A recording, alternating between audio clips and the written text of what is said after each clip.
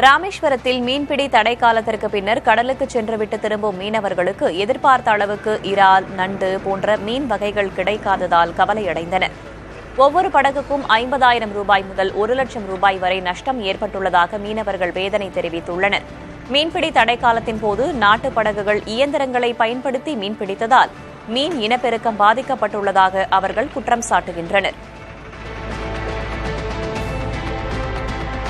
திருநெல்வேலியின் நீண்ட நாள் கோரிக்கையான கங்கை கொண்டான் சரக்கு முனையம் தற்போது 24 மணி நேரம் செயல்பட தொடங்கியுள்ளது. இது ரயில்வே துறைக்கு வருவாயை ஈட்டுவதோடு அப்பகுதியில் புதிய வேலைவாய்ப்புகளை உருவாக்கி சமூக பொருளாதார வளர்ச்சிக்கு வழிவகுக்கும் என தெற்கு ரயில்வே தெரிவித்துள்ளது. தொழிலாளர்களுக்கும் இரவு பகலாக வேலைவாய்ப்பு கிடைப்பதால் வாழ்வாதாரம் மேம்படுவதாக அவர்கள் தெரிவிக்கின்றனர். எப்போ வேணாலும் வேலை பார்க்குற மாரி உள்ள ஒரு சிஸ்டத்தை ரயில்வே கொண்டு வந்திருக்கு. இதால எங்களுக்கு வேலை வாய்ப்பு கூடும். இங்க சமீபத்தில் இங்க பக்கத்தில் அதிகமான சிப்காட் தொழிற்சாலைகள் நிறைய இருக்கு. அதுல நிறைய பொருட்கள் ஏறி இறங்கிட்டு இருக்கு. அது 24 ஹவர்ஸ் ஆனதுனால எங்களுக்கு வேலை வாய்ப்பு இன்னும் அதிகம், இதை வச்சு இன்னும் அதிகமா கூட தான் வரும்.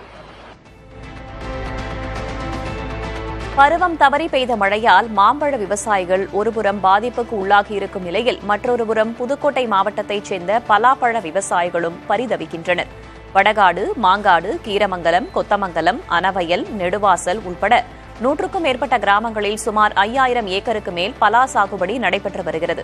2018இல் கஜா புயலின் கோர தாண்டவத்தால் லட்சக்கணக்கான பலா மரங்கள் மண்ணோடு சாய்ந்த பின்பும் இந்த சாகுபடியை விட்டு வர மனமின்றி மீண்டும் பலா மரங்களை நடவு செய்து நடப்பாண்டு நல்ல விளைச்சலையும் கண்டுள்ளனர் விவசாயிகள்.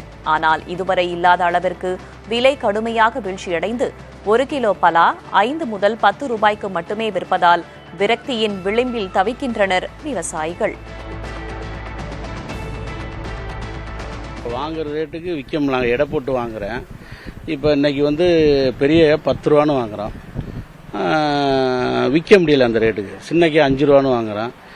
4 ரூபாய்க்கு கேட்குற வியாபாரி காரணம் என்ன, அவருடைய சூழ்நிலையும் வியாபாரம் அப்படி இருக்கு. புதுக்கோட்டை மாவட்டத்தில் இந்த அரசு கவனத்துக்கு எடுத்து அந்த ஏசி குடோன்னு எல்லாருக்கும் இந்த மாதிரி பலாப்பழம், மிளகாய், விவசாயிகளுடைய தானியத்தை பதப்படுத்தி வச்சிருந்து ஏசி குடோனில் வச்சு எடுத்து கொடுக்குற மாதிரி, எடுத்து விற்பனை கொண்டு வர மாதிரி ஒரு பண்ணி கொடுக்கணும். அரசு பண்ணி கொடுக்கணும்.